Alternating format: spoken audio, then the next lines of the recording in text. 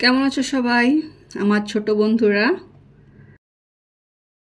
আশা করছি তোমরা সবাই খুব ভালো আছো। আজকে যে গল্পটা নিয়ে এসেছি সেটার নাম হচ্ছে মায়ের কথা শুনতে হয়।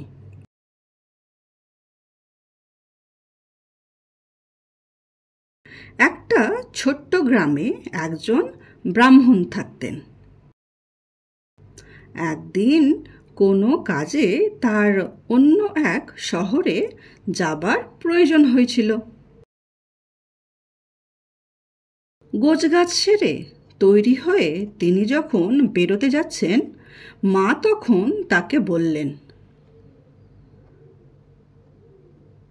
বাছা, তুমি কি একা যাচ্ছ? তুমি একা যাচ্ছ কেন? কাউকে তোমার সঙ্গে নিলে পারতে। ব্রাহ্মণ তার মাকে আশ্বাস দিয়ে বললেন যে কোনো ভয় নেই মা, কোনো ভয় নেই, তুমি অযথা চিন্তা করো না, চিন্তা করার কিচ্ছু নেই। যদিও তাকে একটা জঙ্গল পেরিয়ে যেতে হবে, তবে সেই জঙ্গলে কোনো সিংহ পশু নেই অথবা কোনো চোর ডাকাতেরও ভয় নেই।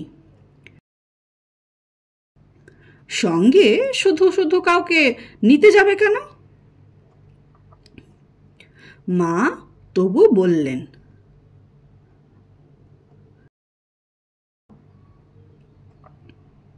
আরে শুন শুন, সবসময় সাথে কেউ না কেউ থাকা ভালো।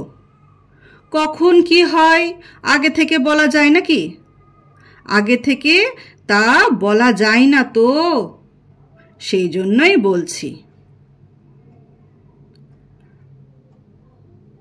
ব্রাহ্মণ বললেন, তুমি চিন্তা করো না মা, ভয় পেও না, আমি একাই যাব। কাজ শেষ করে আগামীকালই সন্ধ্যার মধ্যে বাড়ি ফিরে আসব। দেখে নিও, আমি ঠিক বাড়ি চলে আসব।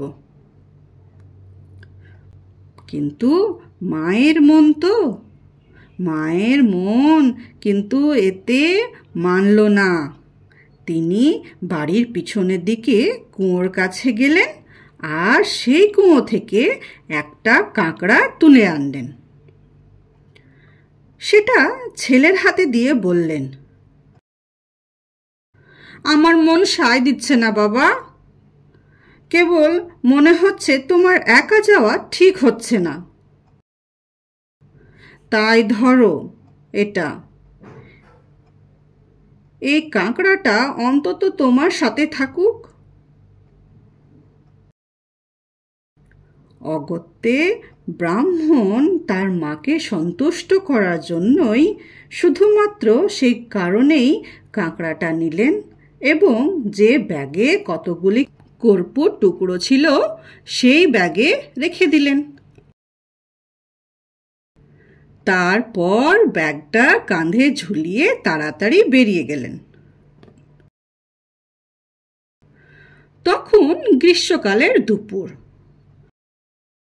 বেজায় গরম, সূর্যের তাপ যেন আর সহ্য করা যায় না। রাস্তার কাছেই একটা বড় ঝাঁকড়া গাছের বেশ ছায়া পড়েছে। ব্রাহ্মণ ভাবলেন, কিছুক্ষণ এই গাছের ছায়ায় বিশ্রাম নেওয়া যাক, তারপর রোদের তাপটা একটু কমলে আবার যাত্রা শুরু করা যাবে।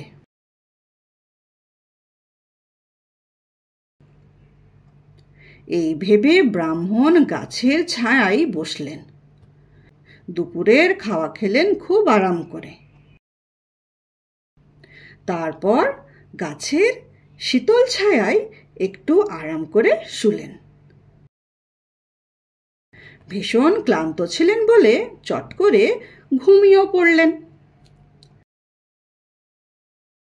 এখন হয়েছে কি, ওই গাছের গুড়ির কোটরে একটা সাপের বাসা ছিল। কোটর থেকে বেরিয়ে সাপটা দেখল যে ব্রাহ্মণ ঘুমে অচেতন। সে ব্রাহ্মণের ব্যাগটা দেখতে পেল। শুধু তাই না, ব্যাগের ভেতর থেকে যে কর্পূর গন্ধ বের হচ্ছে তাও বুঝতে পারল।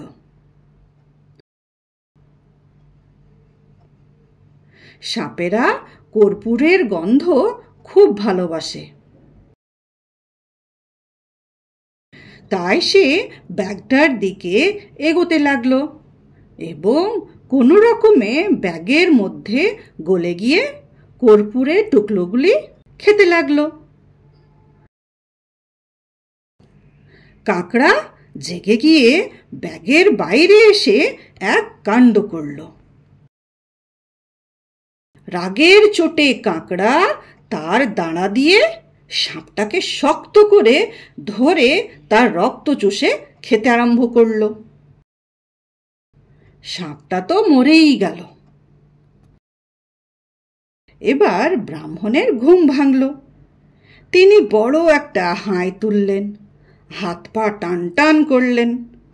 তারপর এদিক ওদিক তাকাতেই চোখে পড়ল কর্পূরের টুকরোগুলির উপরে একটা সাপ মরে পড়ে আছে।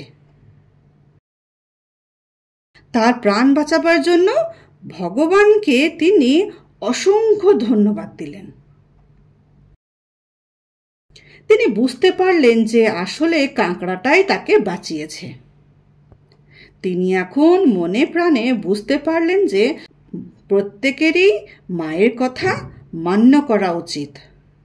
যদি আজ তিনি তার মায়ের কথা অমান্য করতেন তাহলে যে কি বিপদ ঘটত তা কেউ জানে না।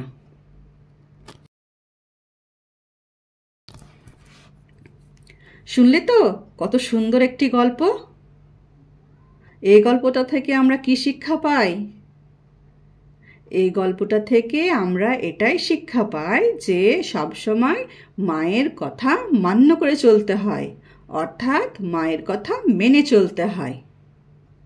কেন কি মায়েরা সবসময় তার সন্তানের ভালোর জন্যই বলে, তাই না?